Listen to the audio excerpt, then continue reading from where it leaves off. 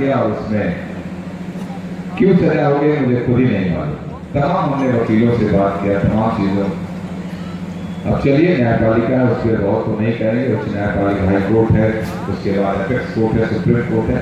न्याय जरूर मिलेगा, मेरे साथ भी न्याय मिलेगा। और जिस जनता के लिए मैं आवाज उठा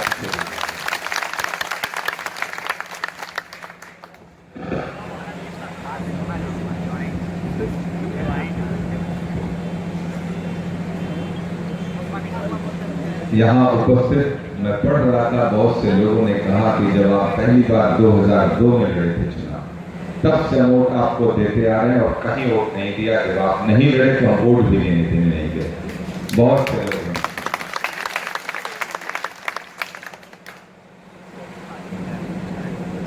तो ये भाव है। और जब मैं पहली बार 2002 में, अभी हमारे आदरणीय बहादुर भाई साहब कह रहे थे, 2002 में बहुत से हमारे साथी यहाँ पर उपस्थित होंगे। आशुतोष सिंह प्रमुख हो गए सिरकोनी के, गप्पू सिंह से प्रमुख रहे स्वीटा के, बहुत से हमारे साथी यहाँ उपस्थित हैं, बीच में ही है। 2002 का चुनाव था। इसी तरीके से हम लोग तमाम राजनीतिक दलों के पास गए टिकट मांगने के लिए।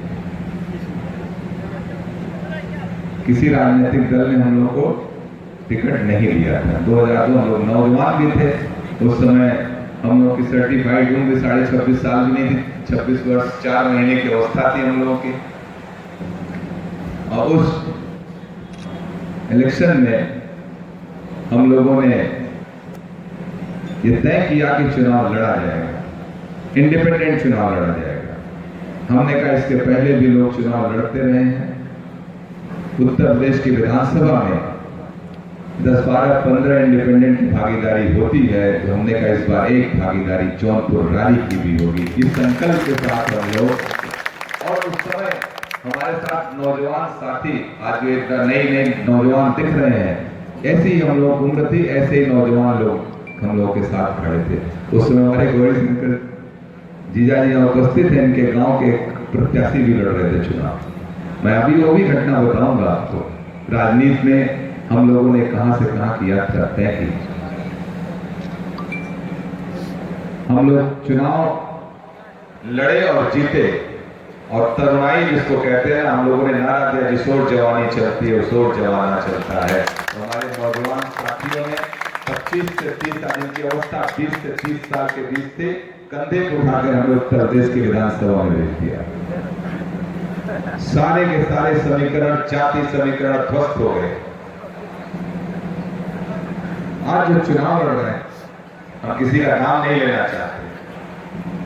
एक वही उन्हीं के गांव में एक कार्यक्रम था।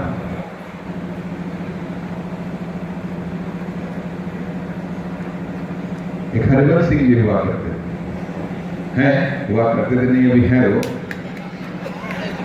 एक राजेश सिंह चुनाव लड़ते थे, लड़ रहे थे उस समय कांग्रेस से।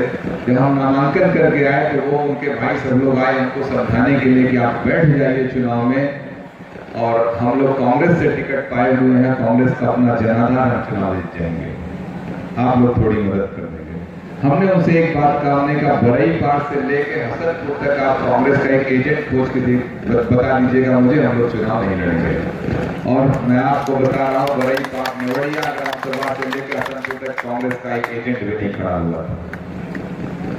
और वो चुनाव हम लोग अपार, हम लोगों ने इस क्षेत्र को पूरे परिवार की तरह पाला समझा।